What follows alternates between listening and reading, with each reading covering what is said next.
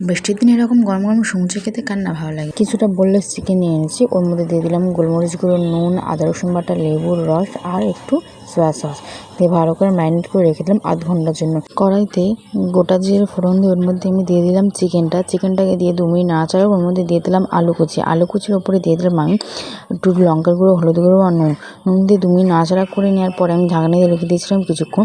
এরপর ঢাকনা খুলে আমি দিয়ে দিলাম পেঁয়াজ কুচি আর লঙ্কা কুচি আর ধনে গুঁড়ো, জিরে গুঁড়ো। আমি একটা ময়দার ডো রেডি করে রেখেছিলাম, তো আমি ছাঁচের মধ্যে আমি একটু পুর দিয়ে ভালো করে এক একটা করে ছাঁচ আমি বানিয়ে নিয়েছি। আপনারা দেখতে পাচ্ছেন আমি 2 রকম না 3 রকম ছাঁচ আমি তৈরি করেছি। 2 রকমটা দেখানো হয়েছে, একটা দেখানো হয়নি।